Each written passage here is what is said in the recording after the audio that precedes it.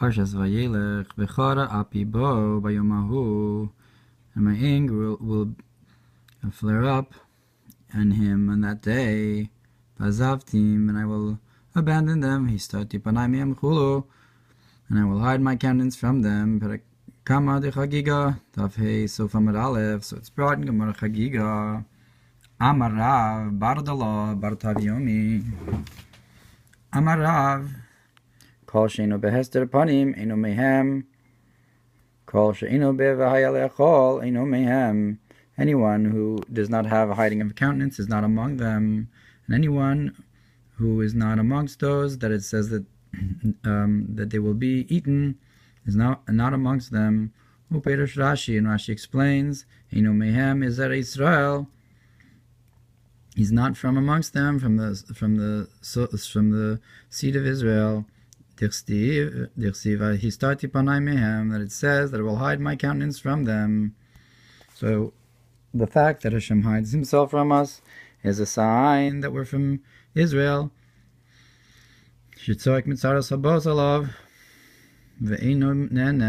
That he cries from the difficulties that come upon them, and he's not answered. In order so that the will not also happen, and that they will be eaten.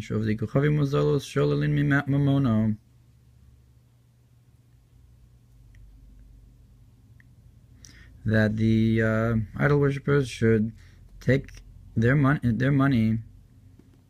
Amru le Rabbanan.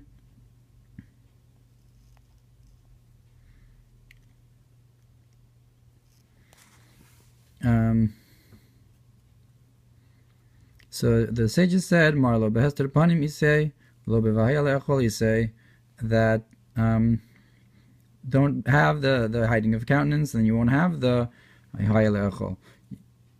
Amar lehu midativ kama mishadrana bitsina bishvur malka. He says, who knows how much was sent to me in a hidden way from the king, for the king, that he had this relationship with his non-Jewish king.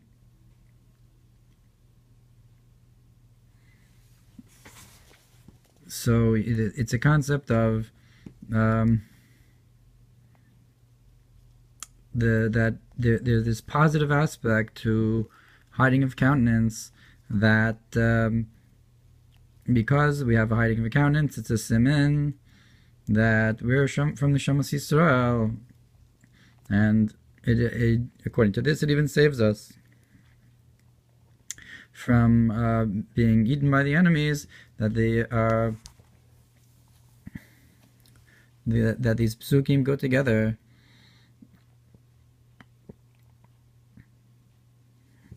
Marsha Sham Kasav, and the Marsha explains here, that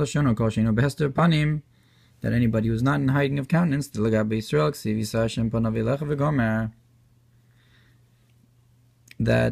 by Israel it says, Hashem will lift up his countenance towards you. That it's not the same when somebody asks something from their friend when they're in front of them than when asking from the side. And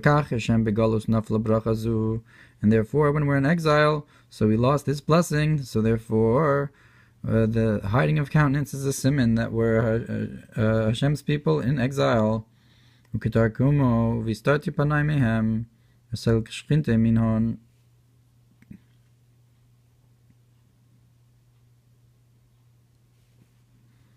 Like the translation that I'm hiding my countenance is that I will remove my divine presence, my Shekhinah, from them. And concerning the shining of Hashem's countenance, it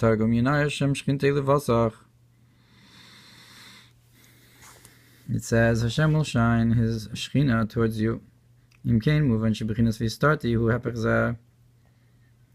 So it's understood then that the concept of hiding the countenance is opposite this.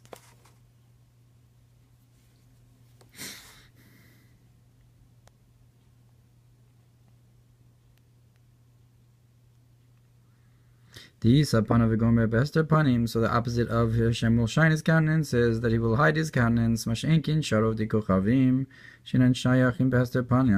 not the case. The other idol worshippers, that they don't have this hiding of countenance because they didn't have the revealing of the countenance. So the Holy One, blessed be He, would not have in the first place shined his countenance toward them. My time is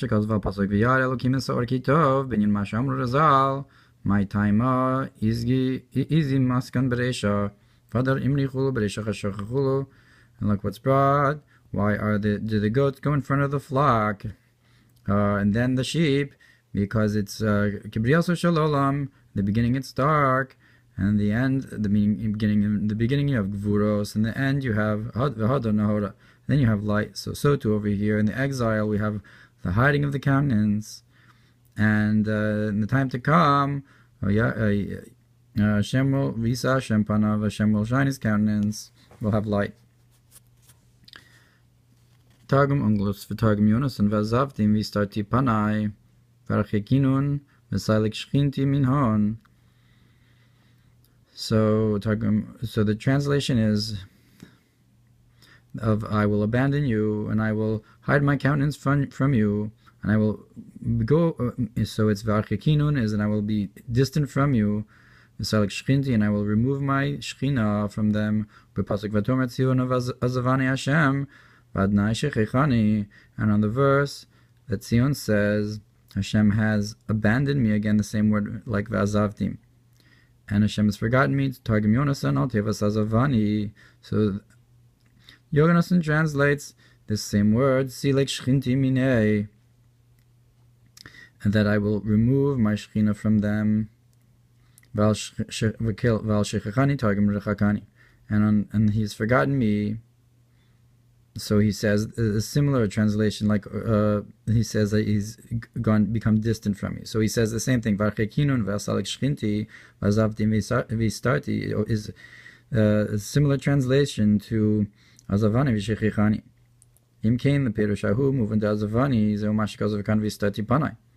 If so, the fact that it says, so if you want to say that the translation is parallel, so when he translates V'salek shchinti in this verse, v'azavtim v'starti panai. So the salek shchinti refers to the hiding of countenance, just like in this pasuk, Hashem Tzion Azavani Hashem. So Azavani Hashem refers to V'achekinu.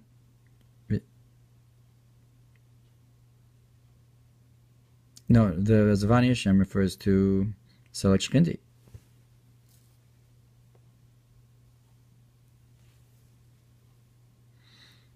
So the v'azav v'lefisha kani amar azavani targum nechekani. So the fact that it says v'starti panai, it says it's straightforward. So that refers to the same level as v'azavani in the other pasuk. They both mean salik shchinti, but in the first pasuk v'azavtim refers to the same concept as adnei shechechani in the other pasuk. That they both mean richikani. Lefishikani azvani targum nechikani vayin mashikaz bebuch dvarim al pasuk v'tomet Zion azvani havaya.